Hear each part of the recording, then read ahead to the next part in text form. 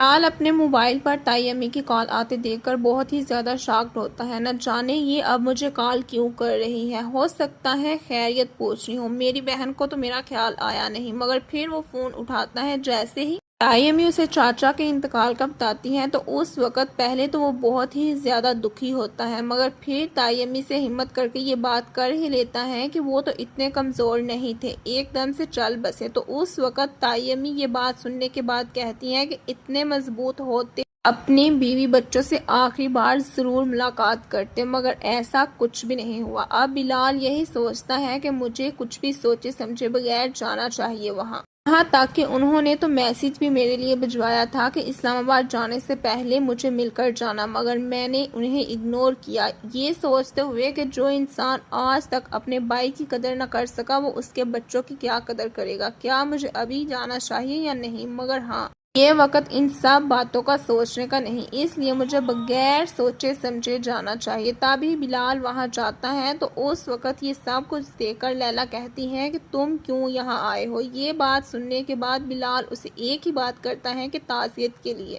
لیلا کو بلال کی یہ بات بالکل بھی پسند نہیں آتی، تبھی وہ اسے کہتی ہے کہ مجھے تمہاری تعزیت کی کوئی بھی ضرورت نہیں ہے، اور تبھی وہاں سے اٹھ کر مرر کے سامنے جا کھڑی ہو جاتی ہے۔ بلال جب اس کے پیچھے آتا ہے تو اس وقت وہ ڈائریکٹلی یہ دیکھے سوچے سمجھے بغیر کہ کون سا ماحول گھر میں چل رہا ہے۔ سب اس وقت بہت ہی زیادہ دکھی ہیں، مجھے اس طرح کی بات نہیں کرنی چاہیے، مگر اسے تو اپنا ہی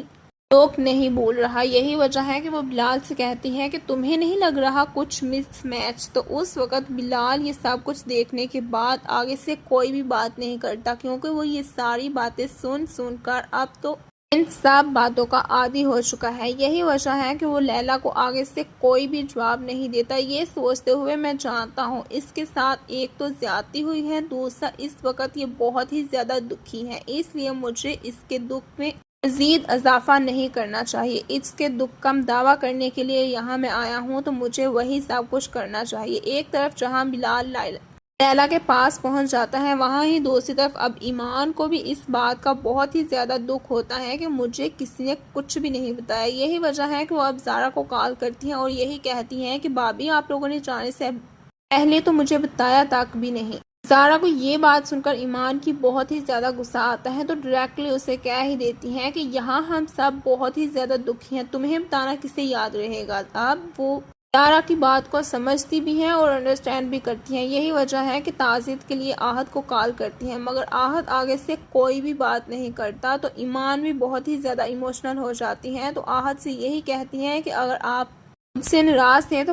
کوئی بات کرتے، اس طرح خاموش ہونے کا کیا مطلب ہے؟ مگر اب ایمان کو اس بات کا اندازہ بالکل بھی نہیں کہ اس کے ساتھ بہت ہی برا ہونے والا ہے جو اسے بھی خاموش کروا دے گا، کیونکہ تیمور جیسے ہی زارا گھر جانے لگتی ہیں تو اس وقت اسے روک دیتا ہے، یہ کہتے ہوئے کہ میں چلا جاتا ہوں، تم رک جاؤ، اور وہاں جا کر ایمان کے ساتھ بہت ہی بری نیت کے ساتھ بیٹھتا ہے۔ مگر ایمان کو اس بات کا کوئی بھی اندازہ نہیں ہوتا، وہ یہی سوچ رہی ہوتی ہے کہ بھائی تو مجھے بہت ہی زیادہ عزت دیتے ہیں، یہی کہہ رہے تھے کہ بالکل اپنی ماں کی طرح ان کا مقام ہے میرے دل میں، مگر اسے اس بات کا اندازہ تو نہیں وہ مقام کس طرح کا دے رہا ہے، کیونکہ جیسے ہی اب ایمان بھی بات کرتی ہے کہ جو موقع ملے اس سے فائدہ اٹھا لینا چاہیے، تو تیمور بھائی اس کی بات سنتے ہوئے اسی کی بات پر غور کرتے ہیں اور کہتے ہیں کہ اب اگر ایمان تم کوئی بھی بات کرو گی تو تمہیں ہی میں تمہاری بات یاد کرواؤں گا۔ مگر ایمان کی بہت ہی اچھی قسمت ہوتی ہے کہ وہاں ہی آہد پہنچ جاتا ہے۔ اب تیمور کو آہد پر بہت ہی زیادہ غصہ آ رہا ہوتا ہے،